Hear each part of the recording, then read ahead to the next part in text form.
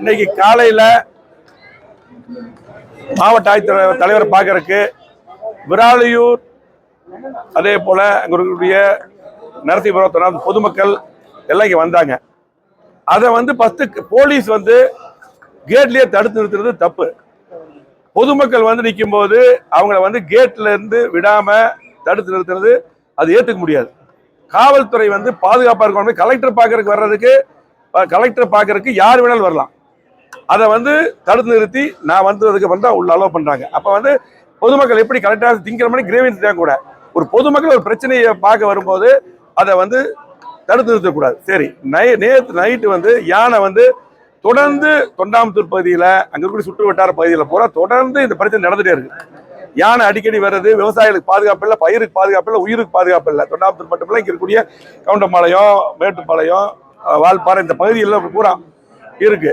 குறிப்பா நேற்று நைட்டு விராலியூர் நரசிபுரம் அந்த பகுதியில் யானை நைட்டு ஒரு பூசாரி அடிச்சிருக்குது. அதுக்கப்புறம் பொதுமக்கள் பாரசு கூட சேர்ந்து இந்த யானை விரட்டும் போது 2 பேர் அடிச்சு ஒரு பையன் இறந்துட்டாரு. அப்போ அதுக்கப்புறம் காலையில 6:30 மணிக்கு 3 பேர் அடிச்சிருக்குது. நைட்டே ஃபாரஸ்ட் டிபார்ட்மெண்ட் நைட் இன்சிடென்ட் ஆனது உடனே அவங்க இருந்து அதை யானை விரட்டி இருந்தா காலையில அடிச்சிருக்காது. அப்போ ஃபாரஸ்ட் டிபார்ட்மெண்ட் எந்த வேலையுமே செய்யல. தொடர்ந்து ஃபாரஸ்ட் டிபார்ட்மெண்ட் பேரளவுக்கு வர்றாங்க, அப்படியே பாக்குறாங்க, போயிடுறாங்க, இருந்து அது பண்றது இல்லை. அதே போல அங்க வரும்போது அது விரட்டக்கூடிய என்னென்ன பட்டாசோ என்னென்ன தேவையோ அதையும் சரியான முறையில அதுக்கு நிதியுதவியும் கூட இன்னைக்கு ஒதுக்குறது இல்லை. அது மட்டுமல்ல, இந்த டார்ச் லைட் விவசாயிகளுக்கு கொடுக்கறது இல்லை. ஆகவே இன்னைக்கு கலெக்டர் பார்த்து இன்னைக்கு ஊர் பொதுமக்கள் எல்லாம் வந்திருந்தாங்க. எல்லாத்துக்கும் போய் எனக்கு கலெக்டர் பார்த்தோம்.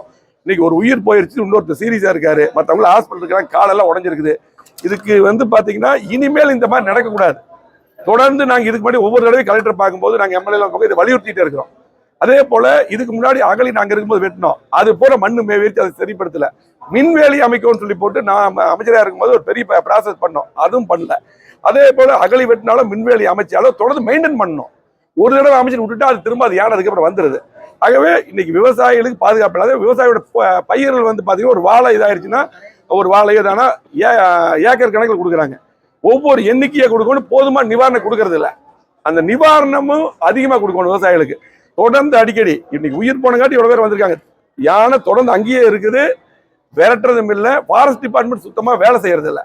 உடனடியா இன்னைக்கு கலெக்டர் பாஸ் சொல்லியிருக்கிறோம், ஃபாரஸ்ட் டிபார்ட்மெண்ட் உடனடியா வேலை செய்யணும், அங்கேயே இருந்து பார்க்கணும். அதே போல இந்த யானை சம்பந்தப்பட்ட யானை இப்படி பழகிருச்சு, அந்த யானை உடனடியா இங்க இருந்து கொண்டு போய் வேற இடத்துல உடனே விடணும். இது இன்னைக்கே நடவடிக்கை. ஃபாரஸ்ட் டிபார்ட்மெண்ட் இன்னைக்கு மீட்டிங் கலெக்டர் நடத்தன்னு சொல்லியிருக்காரு. உடனடியா இன்னைக்கு பாத்தீங்கன்னா எம்எல்ஏ நான் சென்னையில் இருந்தேன், இன்சிடென்ட் ஃபிளைட் பிடிச்சி நேரம் இங்க வந்திருக்கேன். அது மாதிரி பொதுமக்கள் பூரா இன்னைக்கு திறந்து வந்திருக்காங்க. எல்லாத்துக்கும் ஒவ்வொரு வேலை இருக்கு. வேலைகளை விட்டுட்டு இங்க வர்றாங்க அப்படின்னா எதனா முக்கியமான ஒரு உயிர் போயிருச்சு, முக்கியமான பிரச்சனை. தொடர்ந்து இந்த பிரச்சனை இருந்துட்டே இருக்குது. அங்க இருக்கக்கூடிய மக்களுக்கு பாதுகாப்பு இல்லை, அந்த பகுதியில் இருக்கிற மக்களுக்கு பாதுகாப்பு இல்லை.